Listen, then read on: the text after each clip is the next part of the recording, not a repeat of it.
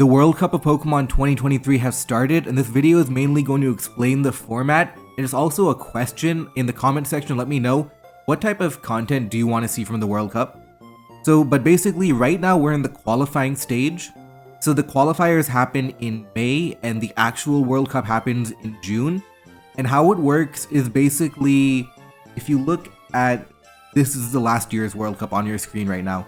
The bottom 3 teams from 2022 get relegated, that is Brazil, Greece, and Asia. And also, because I get this question a lot and it honestly is not very clear at all unless someone explains it to you. The reason we have countries like, the reason we have teams like Asia and Europe is because say you're in a European country like Finland or something that doesn't have a lot of players, you can't actually form your own team. And it's kind of unfair for you to not have a team. So that's why Europe exists. So if you're from a country that doesn't have enough players, you're not, essentially banned from one of the biggest tournaments because of where you live. So Europe honestly should be called Rest of Europe, but it's basically every country that's not already represented, like France or Italy, Spain, whatever. That's what Europe is for. And if at any time you want to make your own country, like somehow you decide that, the Netherlands has enough players, they can form their own team, and you can do that basically. So the bottom 3 teams from last year get relegated in preparation for this year. So now, basically, these 3 spots are up for grabs. So if you go here, you'll see that Brazil and Asia, they already lost a game right now. This is I'm like 1 day late. Brazil, Asia, and Greece are playing in the qualifiers tournament. So every player on the team, so there's 8 slots, every player plays 2 games, and I believe it's randomly assigned to different teams and whatever. So a total of 16 games. So the top 5, the number 1 team from this bracket automatically qualifies, and 2 through 5 play a playoff bracket. So 2 versus 5, and then 3 versus 4. The winners of that are your remaining slots. So in total, you have 3 teams from the qualifier tournament replacing the 3 teams that are relegated. And most often, these teams hold their own and they qualify again. So Brazil is a very clear favorite to win. I think they're very clearly going to take the number 1 spot. They're a good team. So it's like, who's going to take Greece and Asia's spot? Are Greece and Asia going to reclaim it again? There's some other good teams. Some of these teams are not very good. Some of them are good. I think Argentina, they lost their first game. They're pretty good. Argentina, United Kingdom, Chile is pretty good.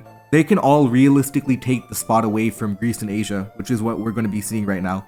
As for me, I'm currently playing for Team India, and we did not get relegated last year. So my games only start in June. I'll definitely be recording my game, but beyond that, what else should I talk about, essentially, right? Because I could talk about other people's games too. I could just go and follow the qualifiers, let you know who's winning and where. This doc will be linked in the description, and it'll have stuff like the scheduling spreadsheet. It'll tell you when the games are happening and stuff like that. So I may cover all of them. I may cover like the headline games. Not really sure right now. Still working it out. And honestly, a lot of teams have really cool logos. Like we have Chile with Weavile, right? That's pretty cool. Mexico is Rayquaza. You have Belgium with Armarouge. That's a new logo because they changed it for Gen 9. Venezuela with Houndstone. Then Asia with Qianpao. A lot of new logos actually for Generation 9. Greece with Latios. We have Africa with Mega Tyranitar. And again, Africa is kind of like, there's no individual African country that has their own team, like not enough players, so they combine them all together. You have a lot of players from like Algeria and Morocco, I believe, though. Then Brazil with Annihilate. They used to have Primeape, so that's kind of cool. They upgraded to Annihilate. Bangladesh with Tapu Bulu. South Korea with Volcanion. South Korea and Japan, you would expect them to do really well, but they don't have a lot of people who play Smogon. Like Japan doesn't even have a Smogon team because they don't play it at all. From what I understand, they play Battle Stadium a lot more than Smogon. Smogon has like no presence in Japan. Similarly in South Korea, so there's very few South Korean Smogon players.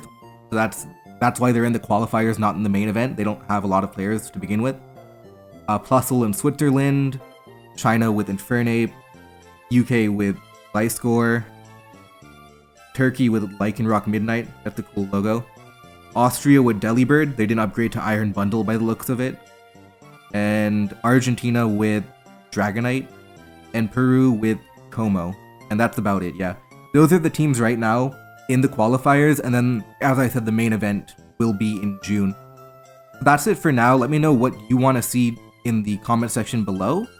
And yeah, I'm pretty excited for the tournament. This is one of my more favorite tournaments. I think my favorite tournament is probably the Smogon Grand Slam, which I will make content about, and second favorite is probably World Cup.